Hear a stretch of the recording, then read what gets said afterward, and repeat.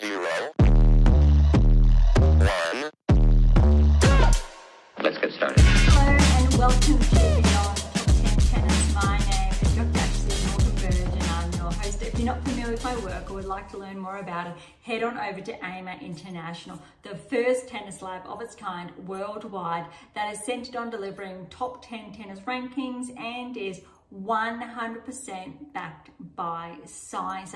I'm the author of 14 books behind multiple theories and have been an elite coach for over 20 years and work with athletes around the world, Europe, United States to Australia.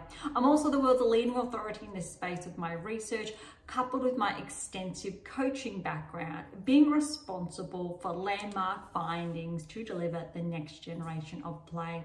With new foundations shared in my two latest releases, My Tennis Black Book, Federer, Nadal, Serena, Djokovic, and my brand new release, My Tennis Workbook.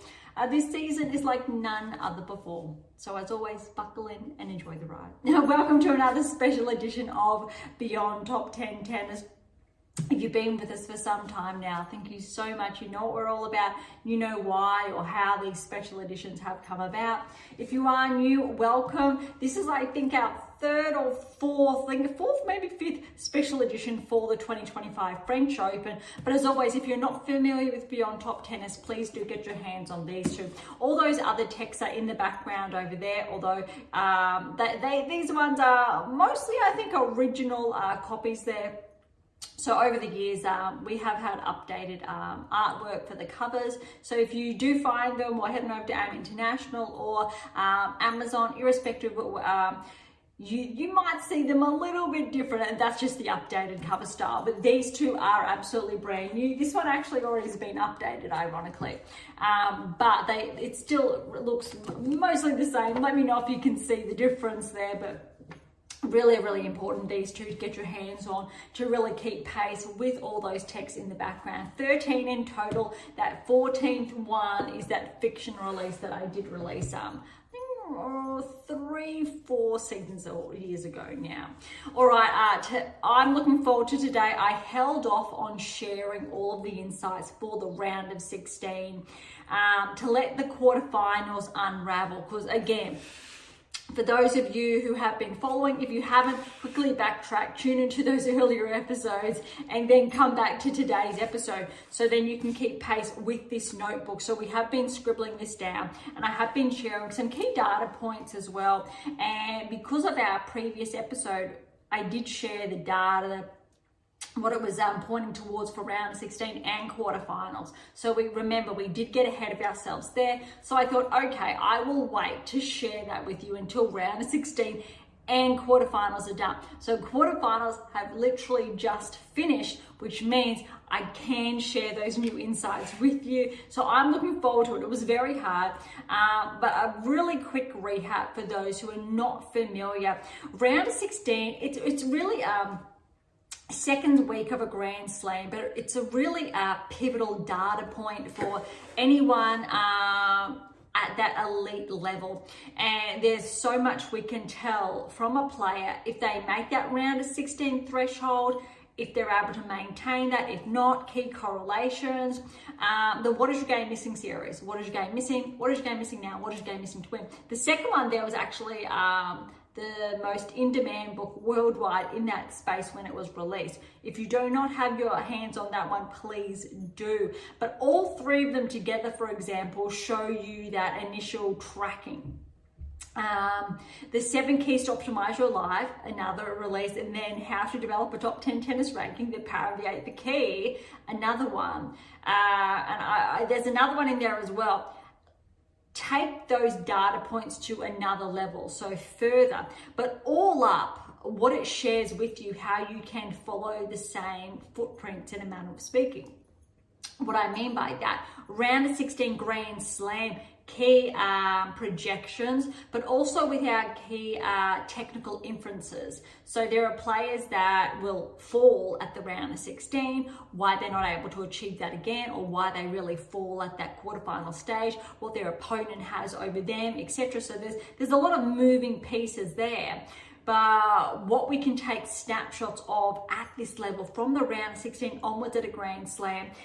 If you have read or working your way through your black book, you would have seen a snapshot there, actually a very first that I shared of the top 8. So I took it further, quarterfinals last season. So every Grand Slam plus the Olympics, what players were actually the 8%, like legitimately the 8% there.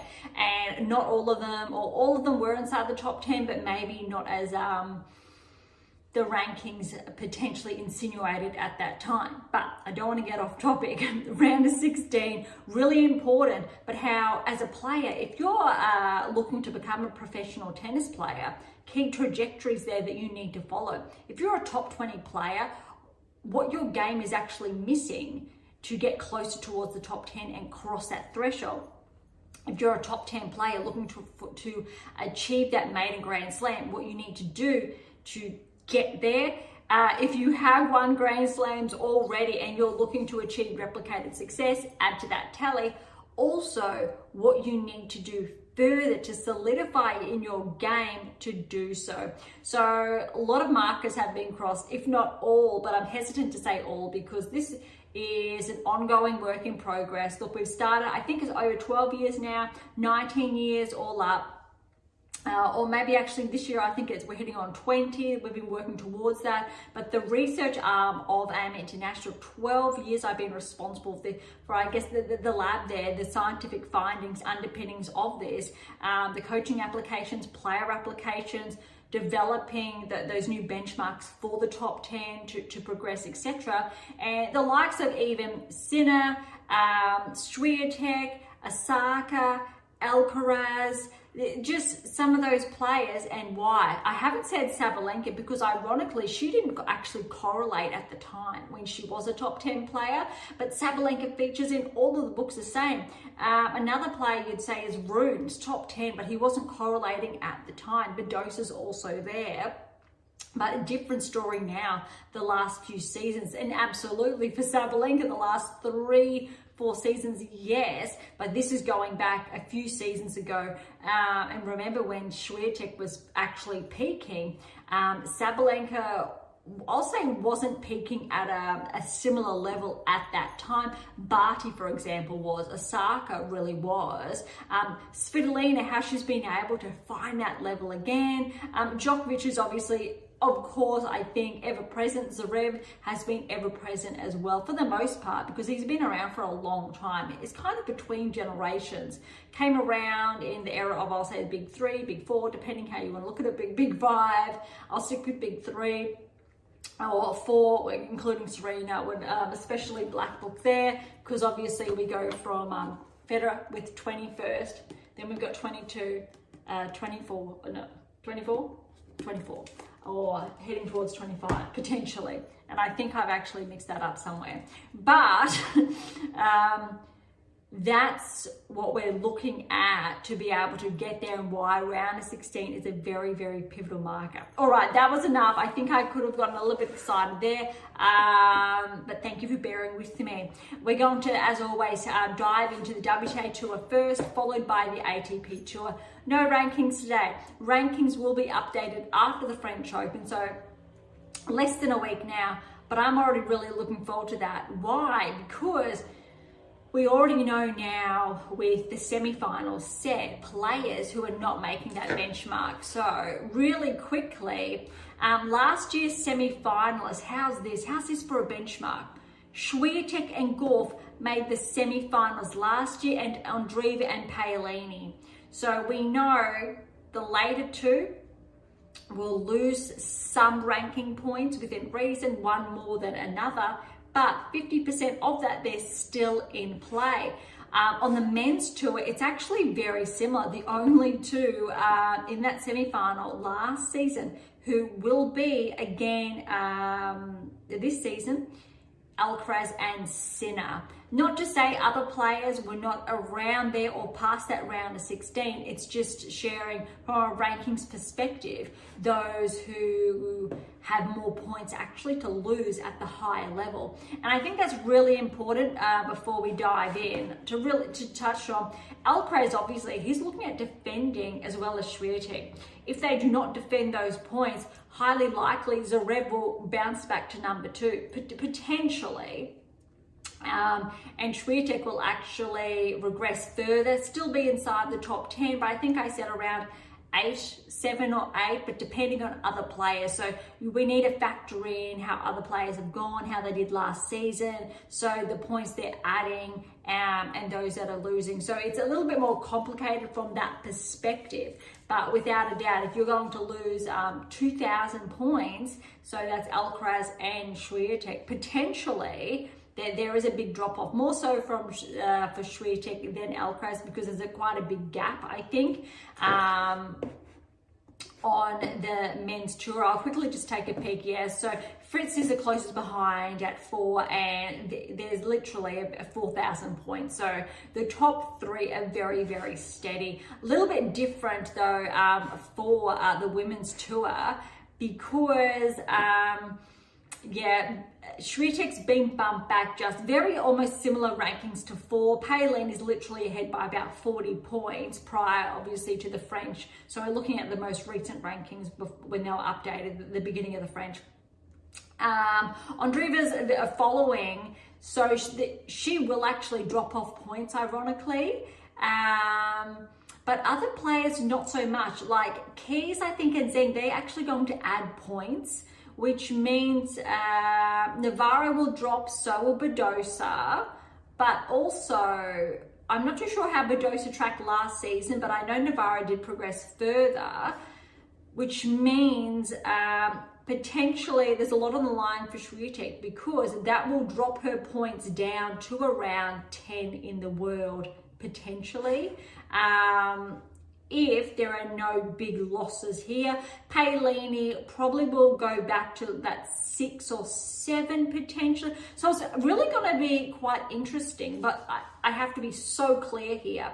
These players that are going to drop, that actually is going to skew the rankings. They're not going to correlate with performances, because still making the semi-final of a Grand Slam or quarter-final, say in Andreeva's case, or round of 16 for a lot of these players is huge. It's really important. But when you've got the best player in the world, or one of, making the semi-final still at a Grand Slam, and then the consequences dropping in rankings, to me, I don't think the rankings are relative to that. They do not reflect a player's results from that perspective.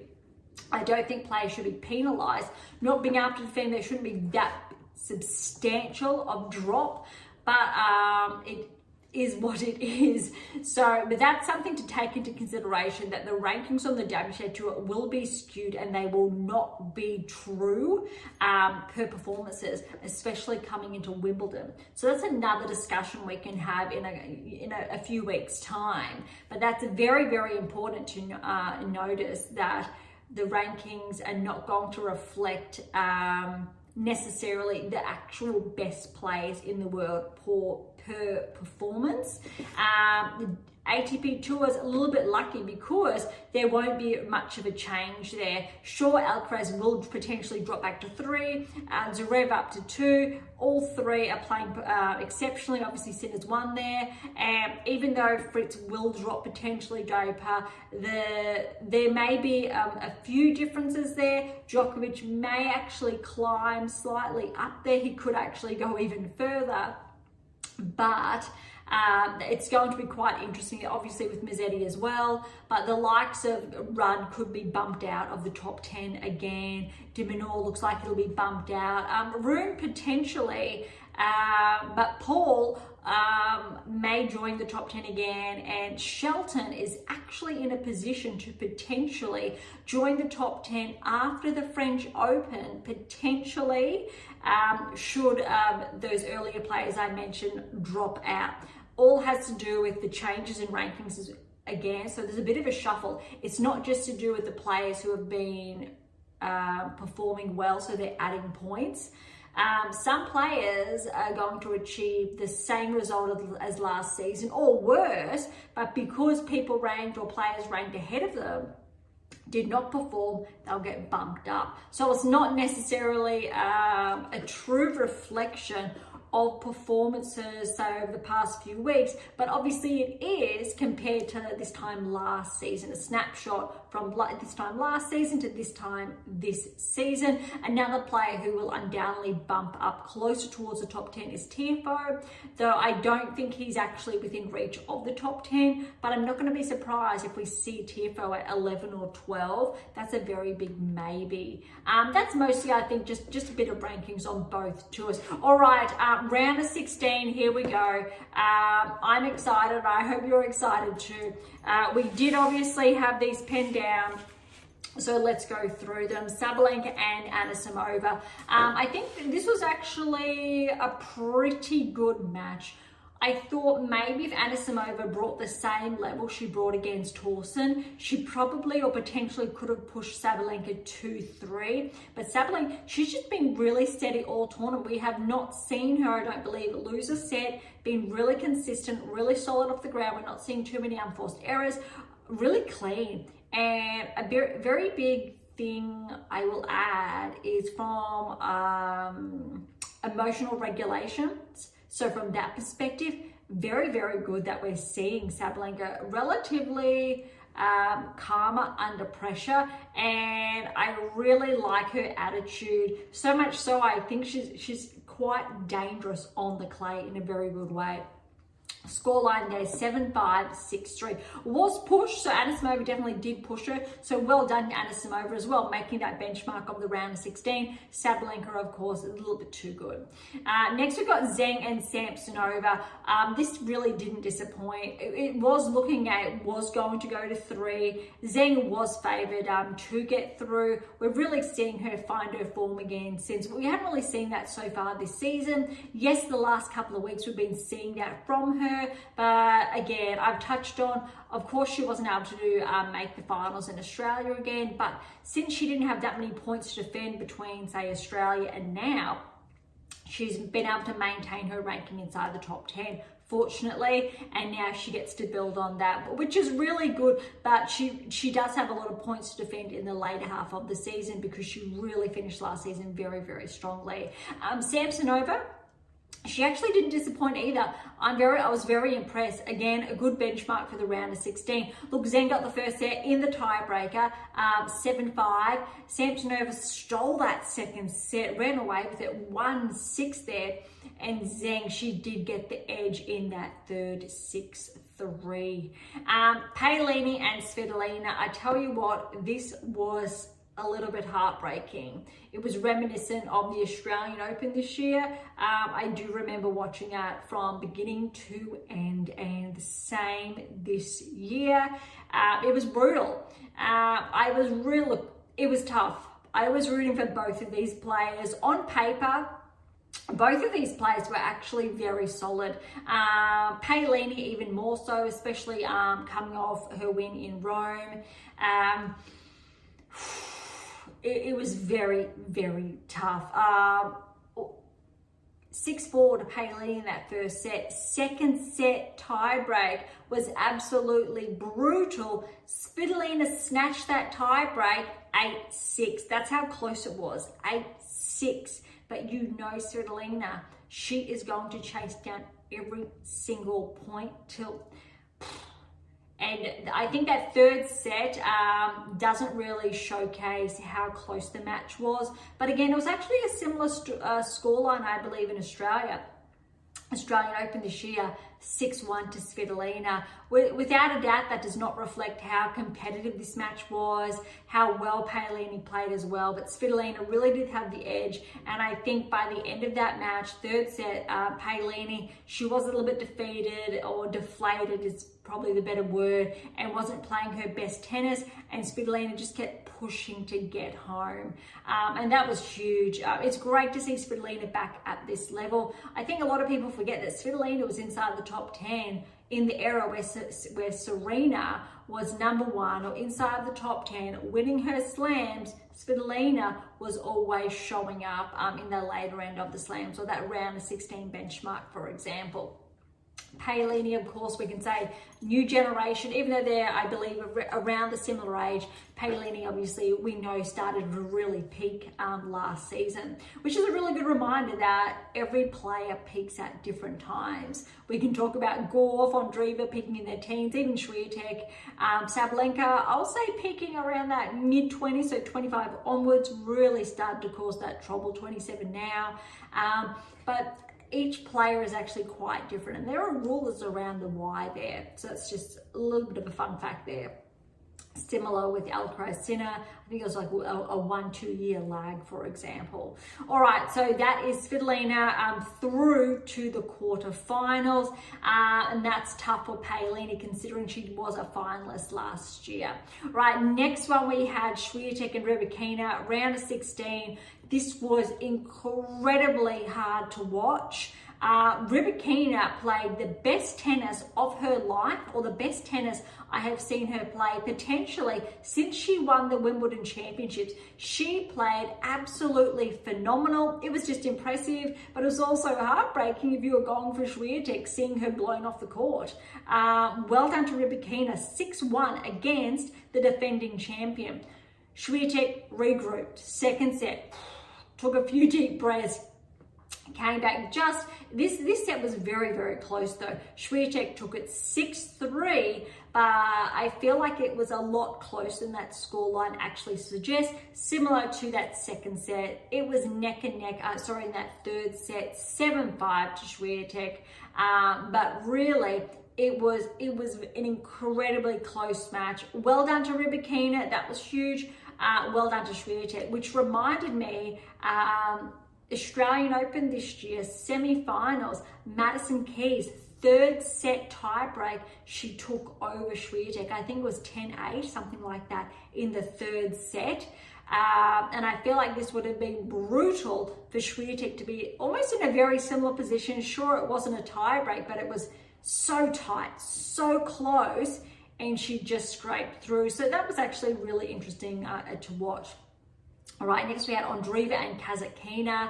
I don't think, look, Kasatkina I think came out 3-love, 4-love around there. I think she was at 4-1 from memory in the fourth round. Andreeva, she just played cool, calm, played her game, and she just steamrolled. 6-3 she came back, so it must have been up 3-love.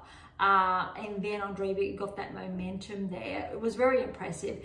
Kasatkina regrouped for that second set, neck and neck most of the way, and I think Andreeva to stag that final break when they're about 5-all from memory.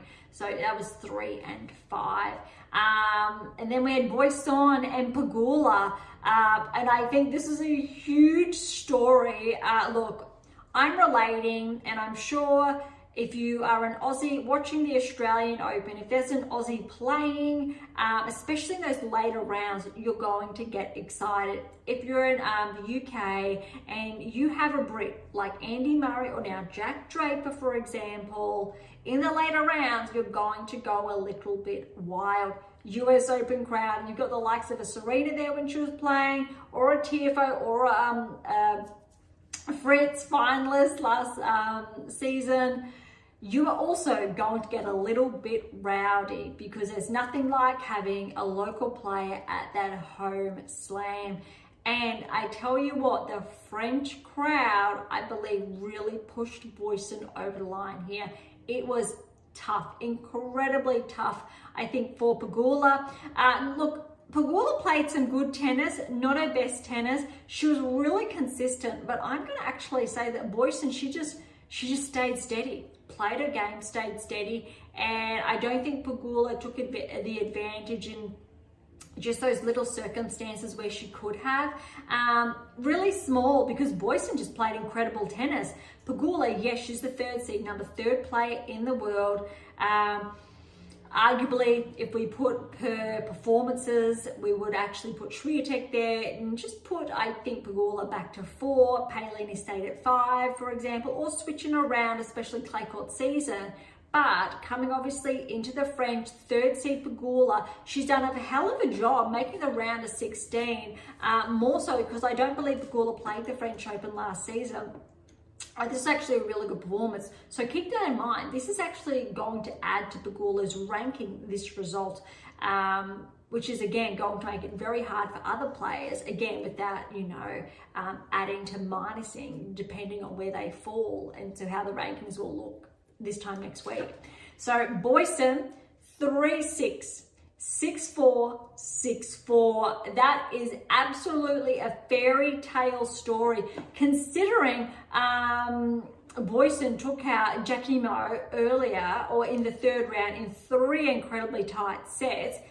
Coming back to win against Pegula in the 4th round was really, really impressive, and that's not obviously where it ends. All right, we've got 2 more for the round of 16, Keys and Baptiste.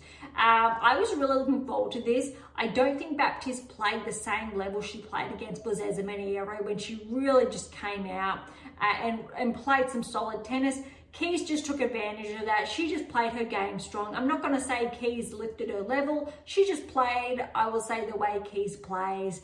And it was too good for Baptiste. 6-3, 7-5. Like what Keys was doing, and with how she played, I really wanted to give her a chance to push through her quarterfinals. Who she would have played, or she did play, depending if you're listening to this after watching it or you haven't watched them yet.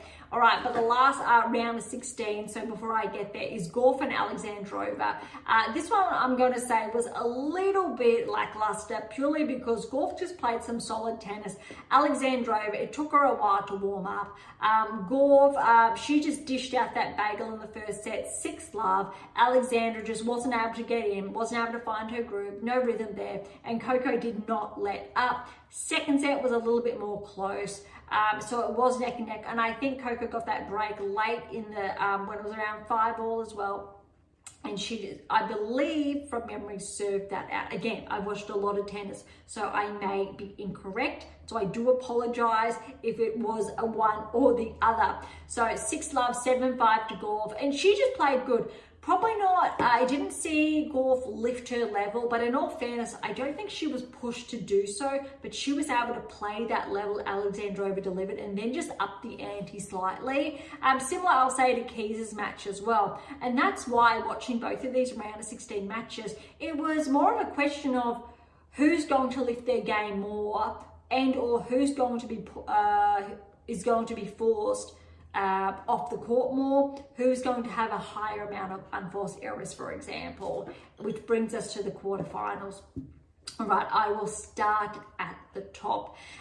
Most of these did go as, I will say, anticipated. Not all of them, but we'll go over that. But before we do, before I get ahead of myself, let's check the paperwork here. Round of 16, we had Sabalenka over Sabalenka and Samoa. Was Sabalenka going to get through?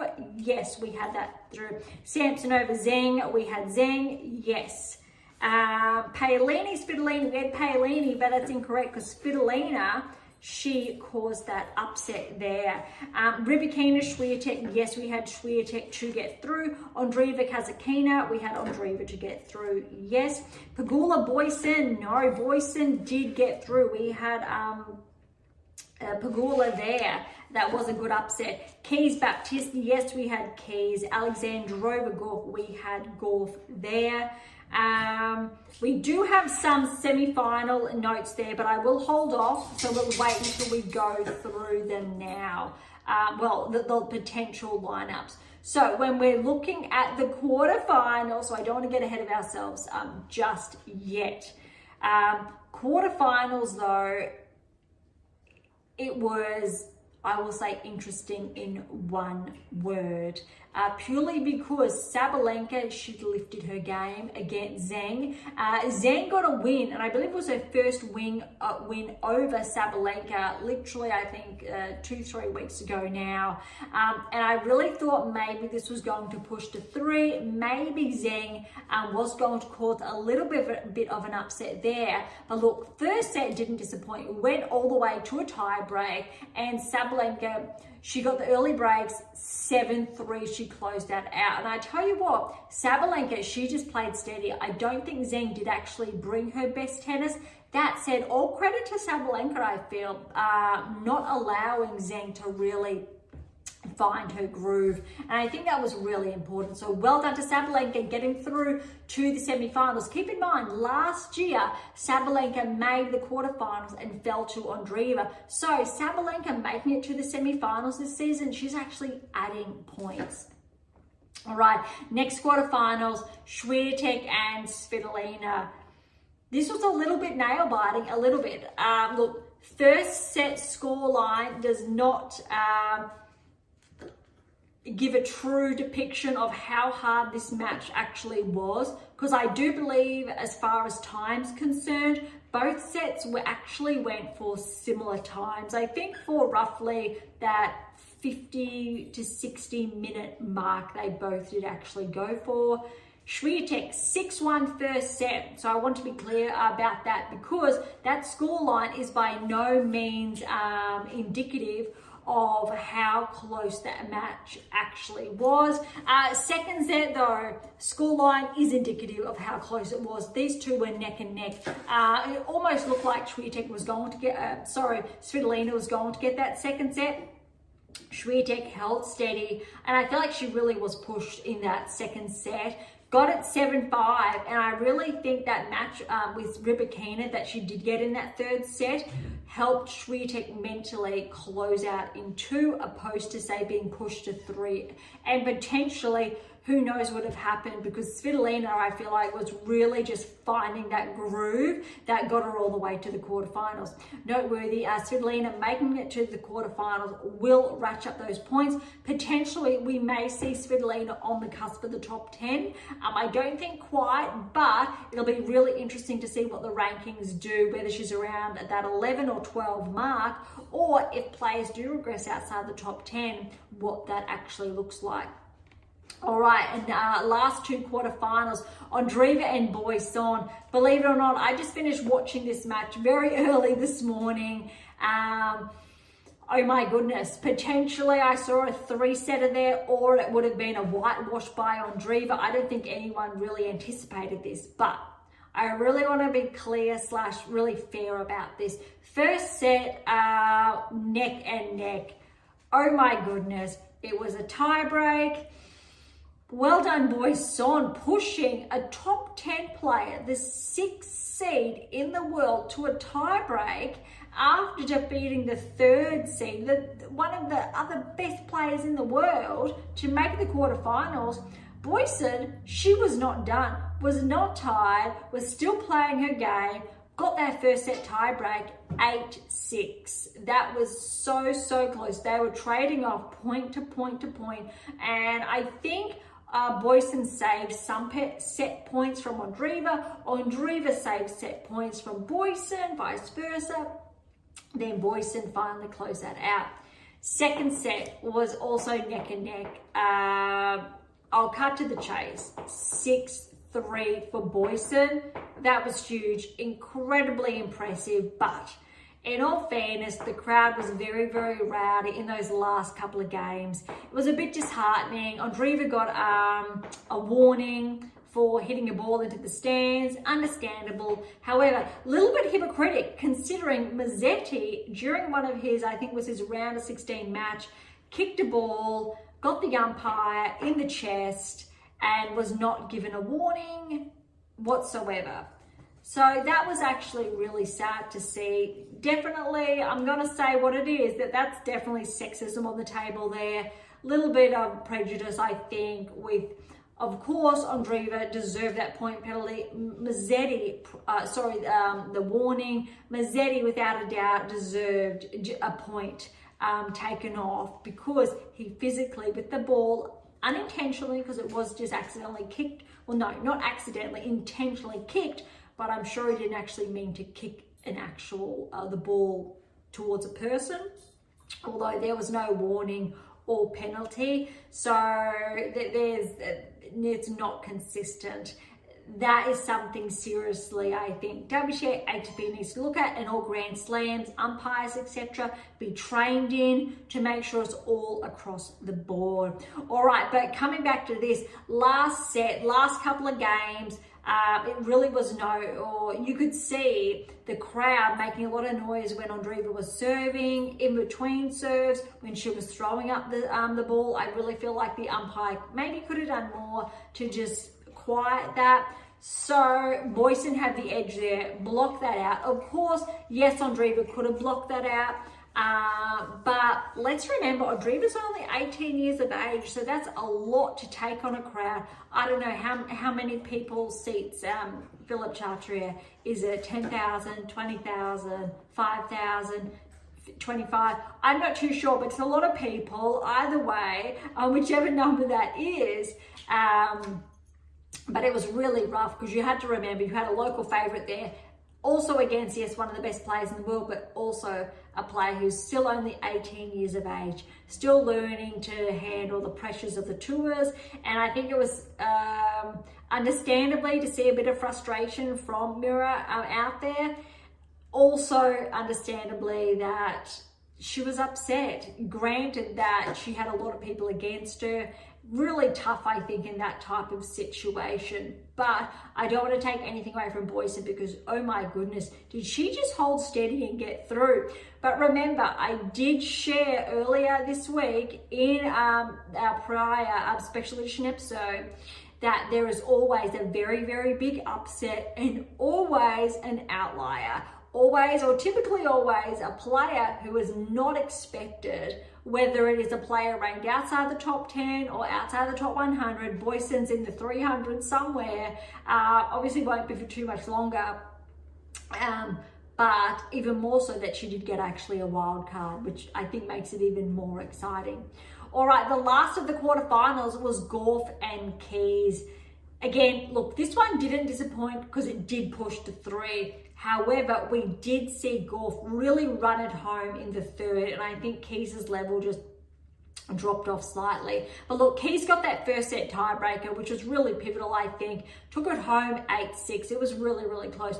That said, Keys was leading, then Gauff leveled up, then Gauff was in the lead, I believe. Then Keys broke back and finally was pushed to a tiebreak for Keys to snag. It looked like potentially Keys was going to close it out in 2. She's playing some really good tennis, just 2 tight sets. Coco managed to get that second set 6-4. It was tight, but then we were hoping. Third set, neck and neck. Let's see who's got it, who's going to amp up their game. Unfortunately, Gauff amped her game up, but Keys' level dropped slightly, so 6-1 in that third. But again, I don't think that scoreline necessarily depicts how these players were both playing. It was very, very tight, but great to also see. Again, noteworthy, Gauff made the semi-finals last season, so she's not actually adding any points to her tally at this stage. All right, let's have a look. Sabalenka Zheng, again, what did we have down? You can zoom in to see what we've been sharing. Sabalenka, yes, she did progress through to the semi-finals. Svitolina Swiatek, we had Swiatek, did progress. Look, we did have Palina Swiatek, Svitolina, and we had not updated it, so full transparency, but Swiatek was still predicted to progress through to the semi-finals. Andreeva Boisson, we actually had Andreeva, but so well done Boisson. Boisson being the biggest upset of this year's French Open. Keys Gauff, we had Gauff 75%, not too bad. Earlier one, I'm going to call it, it's around that 80% mark. So that's actually great to see as well. Yeah, all right. I think that is actually, before we get ahead of ourselves again, before I move over onto the ATP Tour, we've got some semi-final action to talk about really quickly. And I hope all of you are just as nervous / excited as I am. Look, Sabalenka Swiatek, you really can't call it. Both of them are playing exceptional tennis. If anything, I guess I hope it goes to 3 sets. I hope we see the best 2 players in the world. I keep saying that, and they really are at this stage, irrespective of Swiatek dropping back to 5. literally 2 weeks ago, which unfortunately skewed the seedings. Absolutely, it's not to say golf's not one of the best, but these two are the leading Grand Slam champions. Maybe, just maybe, it might be golf's time again. But between these two, Sabalenka, Swiatek, I think irrespective who gets through will be the favourite. Look, you want to say Swiatek. I want to say Swiatek because it's clay, how she's been playing. Maybe it's Sabalenka though. Let's keep in mind though, how Swiatek's actually had more time to prepare courtesy of not playing deep in Madrid, not playing as deep at the Italian Open, having a couple of extra days to prepare for the French Open. It may be actually paying off in the later ends here. Sabalenka is actually similar though. Obviously it was Paolini coming out on top. But Sabalenka, I think, has had a better clay court season than Swiatek leading up to it. So that's a little bit ironic in a way, since we've known Swiatek to really dominate the last few seasons. But Sabalenka's been really close behind the whole time. I'm thinking maybe, just maybe, Swiatek, that could actually be a bit of an advantage if it has been managed appropriately, if it's been taken into consideration. But I think it's going to be very, very close. I believe Sabalenka won their last meeting. I think it was Cincinnati last season. Swiatek won a number prior, Sabalenka also prior, and I think it's relatively very close. They're head to head. That's very hard to call. Look, I'm going to say Swiatek, but it could be Sabalenka. You've heard me say it. There's a lot of these ones that are so close. It's so hard to call. And then Boisson golf. Look, you need to circle golf on paper. Like I'm going to circle. There you go. But she's taken out the number 3 player in the world, the number 6 player in the world. Why not the number 2 player in the world? You really need to give Boisson a shot. And I tell you what, if the crowd is behind Boisson, and if she plays the level of tennis she played against Andreeva and Pegula, why not give her a shot? And I tell you what, a few seasons ago, Emma Raducanu was that wild card at the US Open and she won it. We know it can happen. Sure, it hasn't happened since then. We haven't seen an outlier do that, but it could be due. Maybe it could be, and it'll be very interesting to see if it does, because then there could be a pattern that's been emerging that I can have a look at more closely in the data. But that's actually really interesting. I haven't been blown away with how golf's been playing, but that said, she's still been playing some really good tennis. If she plays how she played in that 3rd set against Keys, I think golf will win in straight sets. If, however, Boisson plays like she did against Andreeva, especially in that 1st set, or against Pegula, especially I'll say in those last 2 sets where it's neck and neck, why not? Let's see if it's pushed to 3 and really what happens, and maybe Boisson can get through. It would be an absolute fairy tale, and I think all of us love a good fairy tale. All right, that is the WTA Tour done. We will recap semi-final results and finals results next week with our wrap, and that'll be really interesting. All right, ATP Tour, here we come.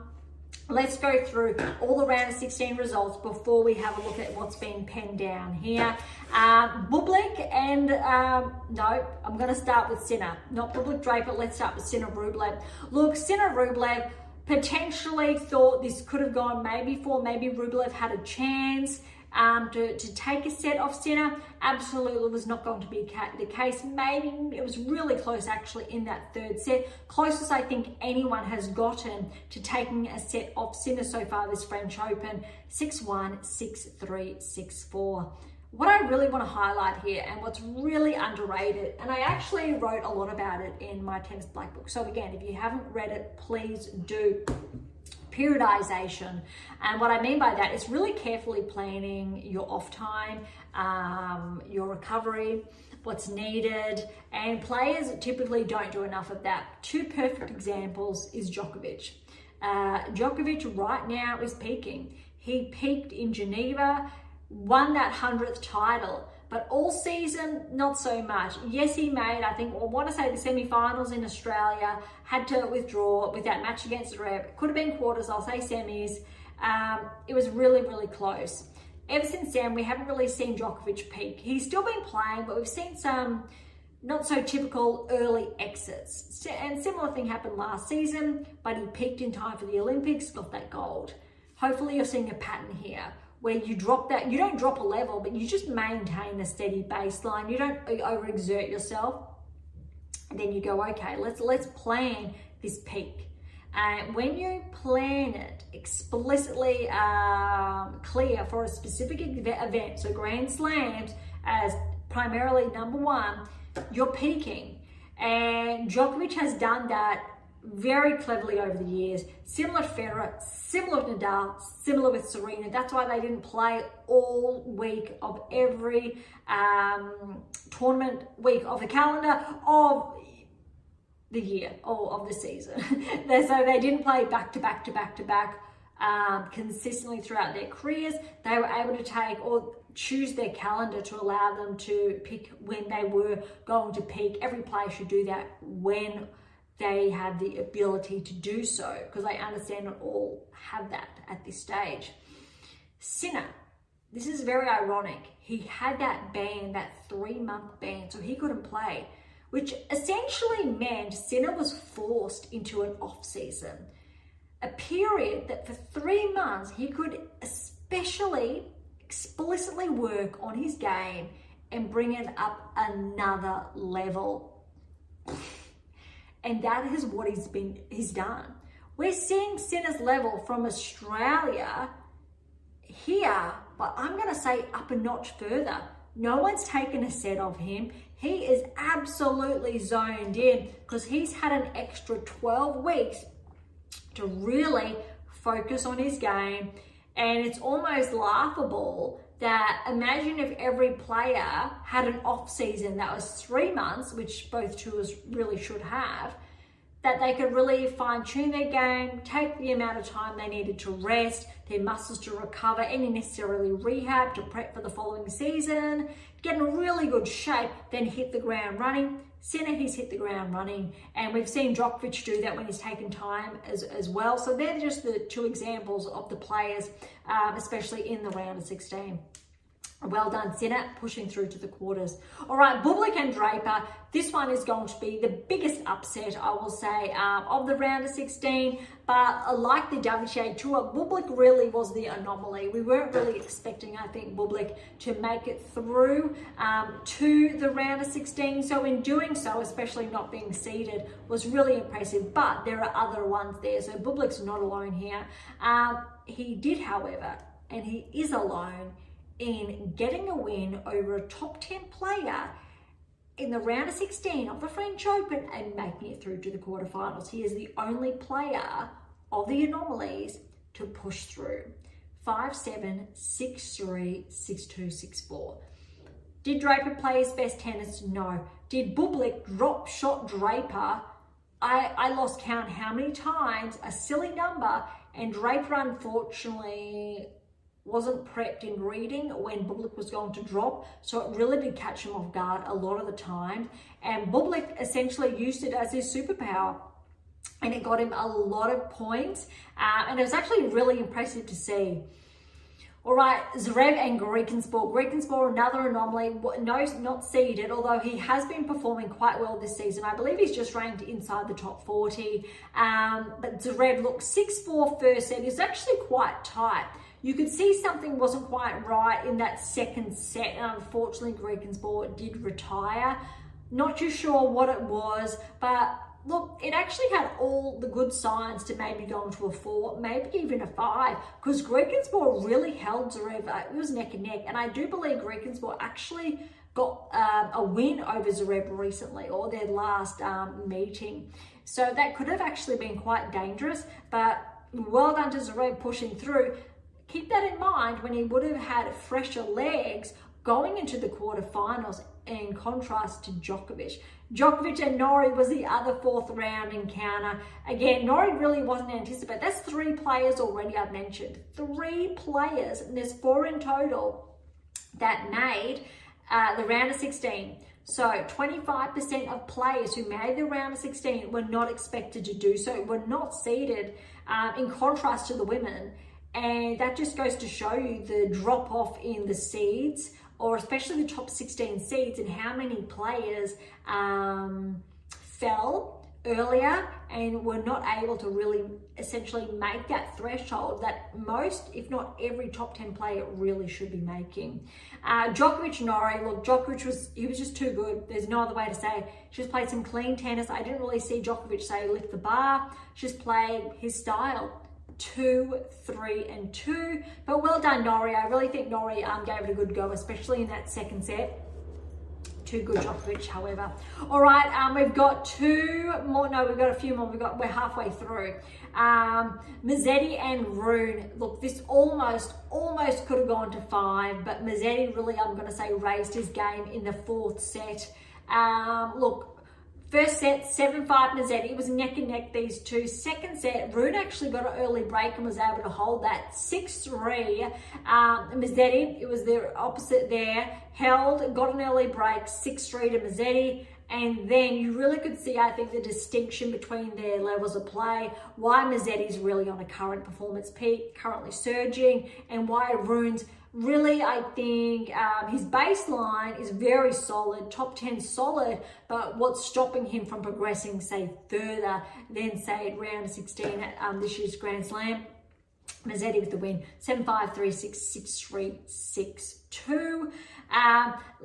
Tiafoe and Altmaier is the next round of 16 match. Altmaier also another, I'll say, outlier there. He's been playing some great tennis, and looking at the two of them play, it was very, very close.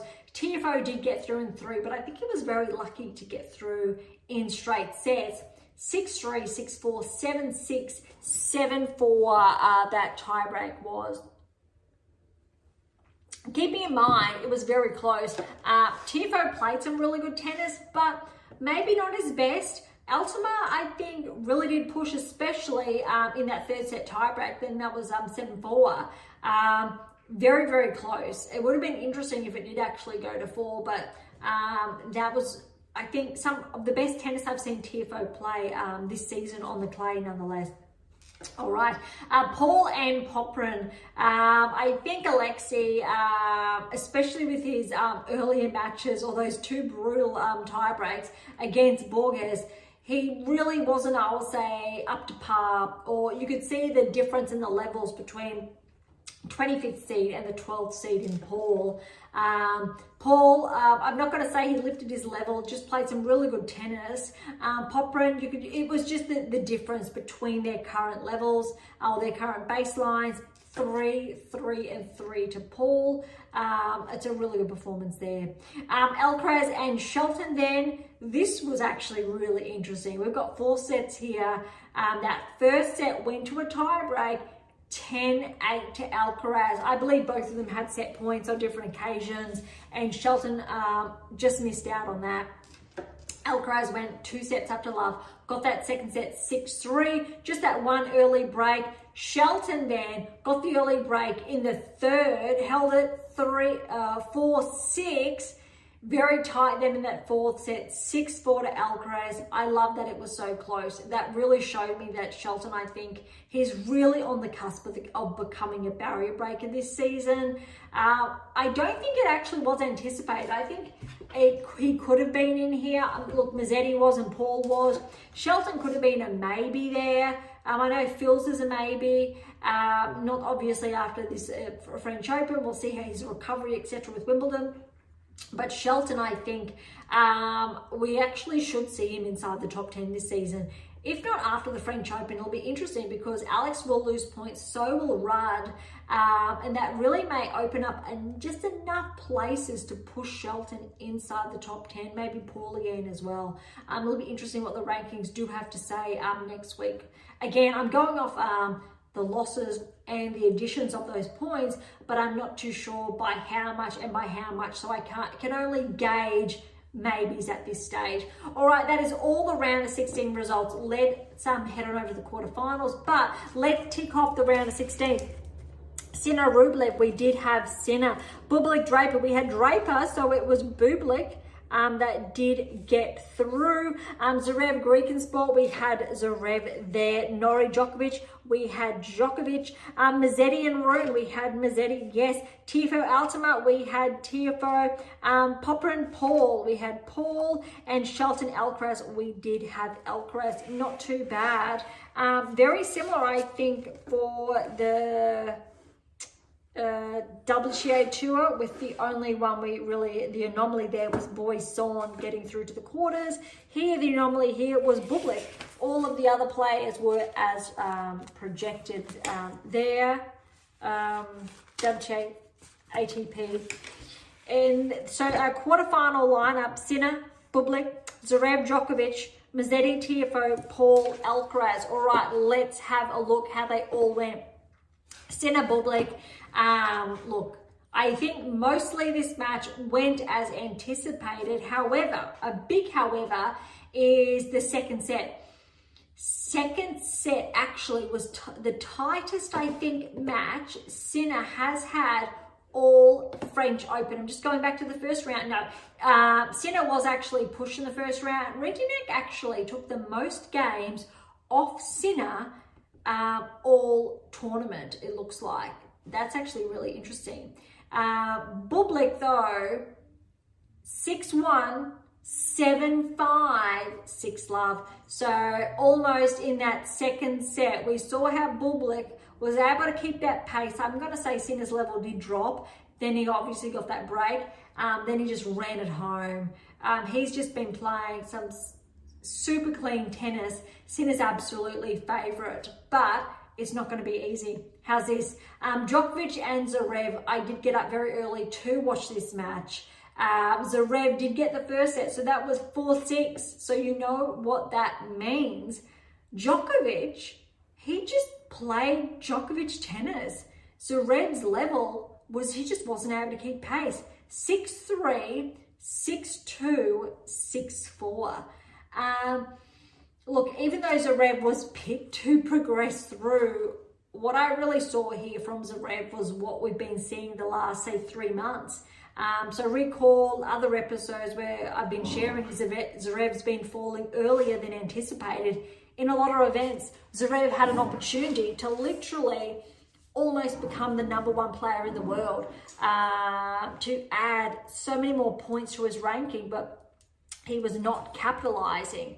And that was, I think, really sad, disheartening to see, as a player who spent his whole career almost missing out, and he had this really big window and wasn't able to. This was a huge window for Zverev, and again, last year's finalist. So unfortunately, even though a huge result making the quarters of the French, he will unfortunately lose points here. Djokovic, well done. This is what I was saying earlier. He's had a lot of time to, I would say, regroup, work on his game, not progress as far as he'd like to in events, coming to the French, winning Geneva, and just riding that current peak. And I think that's invaluable. Well done to Novak. All right, the last two, so we're halfway there, Musetti and Tiafoe. I think this one mostly went as anticipated. Musetti was favoured, definitely being the clay court specialist there. Look, if it was on hard court, definitely would have given Tiafoe a shot there, or even in 5. But Musetti, he was just too clean, I'll say, on the clay. Especially his movement, 6-2, 4-6, 7-5, 6-2. All credit to Francis, I think, keeping up with Musetti, especially in the, taking a set, and that third set as well was really tight. Fourth set, you could see Musetti run away with it slightly. All right, last one, Alcaraz and Paul here. This was brutal. I think Paul just did not have the legs. He didn't have the legs to keep up with Alcaraz. Alcaraz came out of the blocks firing, 6-love, 6-1, third set, we saw the Paul that really, you know, got through third round, through to the round of 16 over Popperin, for example, playing some good tennis. Let's keep in mind, Paul had a brutal third round against Kakanakov, that 5-setter. Alcaraz, yes, he's lost 1 set here and there in the third and the fourth, for example. And I think maybe in earlier ones as well. No, yeah, so again, his second round. His first round was straight sets, but he's had 3 straight 4 sets, and now he's got a straight sets there. So it was 6-love, 6-1, 6-4. All right, let's see who we had. Sinner and Bublik, we did have Sinner. Zverev Djokovic, yes, we had Zverev. Musetti Tifo, we did have Musetti. Paul Alcaraz, we did have Alcaraz. Not bad there. The only anomaly there overall was Boisson progressing across both tours, so I'm going to say that's not too shabby either. As far as, look, semi-finals are concerned, it's absolutely going to be brutal. But you got Musetti Alcaraz. I actually think this could be really interesting, Alcaraz-Musetti, purely because how Musetti's been playing. I'd love to see Alcaraz-Musetti push to 5. I really would. You really need to go with Alcaraz. Similar with why you need to go with Swiatek on clay, even though Sabalenka's playing incredible tennis. Musetti's playing really good tennis as well. The form he's in, how cleanly he's hitting the ball. I'm still going to say Alcaraz. Part of me really hopes Musetti pushes him to 5. Let's really see what these two are made of. I think that'd be really exciting. Sinner Djokovic. You have to go with Sinner with how he's been playing. However, this is a really interesting, similar, so remember, flashback to a season ago, the gold medal match when Djokovic got the win over Alcaraz, or the Wimbledon Championships where, I think I'm correct in saying, Alcaraz got the win, I believe, over Djokovic. And it was so tight, just brutal. I think Sinner now has the opportunity, and Djokovic.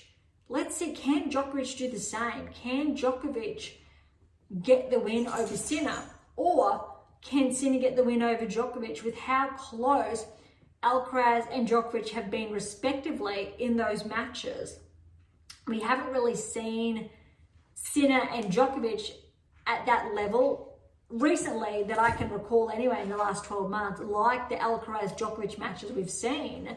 And that's what I think is really big, or is going to be really interesting. I'm putting Sinner because he's been playing exceptional tennis. And maybe, look, Zverev pushed Djokovic, but he looked like he pulled up really well. But undoubtedly, Sinner has the fresher legs with how he's been playing. And we really could see that rematch of the Sinner-Alcaraz final. Well, it was semi-final this time last year, but what we were hoping for, the 1 and 2. And if the rankings were not, I will say, changed 2 weeks ago because of Swiatek not being able to defend Rome, and she'd still be number 2 in the world, potentially would have 1 and 2 in the women's final. But let's have a look. Since we're not going to come back till the finals, we're saying Swiatek and Gauff will make the finals. Potentially, you need to give Gauff an edge. You do, but let's go with favourites in Swiatek.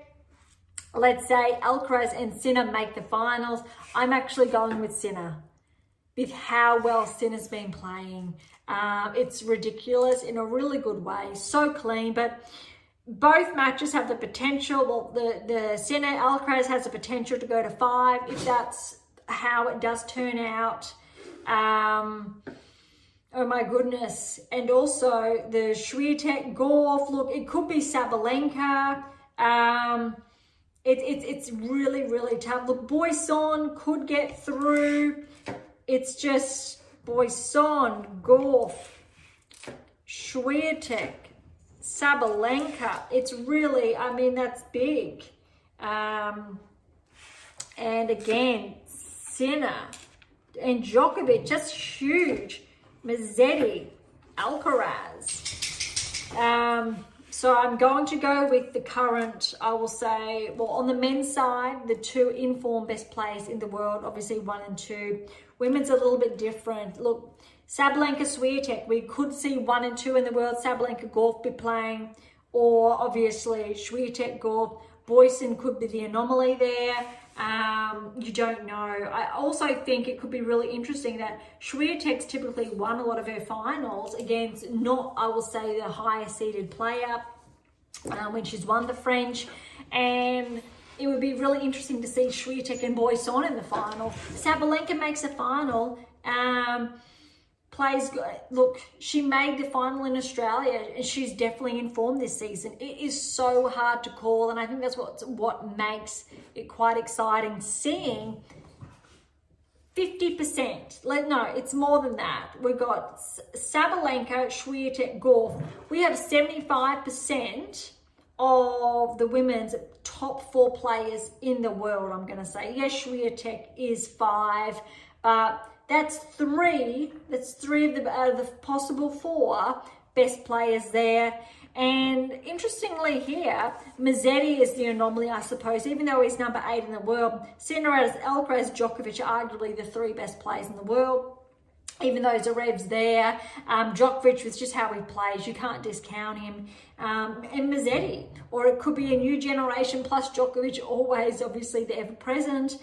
But let's talk about it more, I guess, once the French Open wraps up. Maybe or maybe not, you can hear the 2 sidekicks in the background, because it's that time of day when they're on their sugar high, in a manner of speaking, and it's their playtime. So I better wrap things up. All right, so thank you so much for tuning in today to our special edition, which essentially will be our final special edition for the French Open, but we will carry over next week with all the updates of the semi-finals, finals, and the rankings. I'm looking forward to how that's really going to unravel, but also please enjoy the semi-final and finals action, because that is exactly what I'm going to be doing for the rest of the week, seeing the French Open out. So thank you again so much for listening. To grab your copy of my brand new release, My Tennis Workbook, or my December release, My Tennis Black Book, Federer, Nadal, Serena, Djokovic, head on over to AIMA International, or head on over to Amazon, so irrespective where you're based in the world.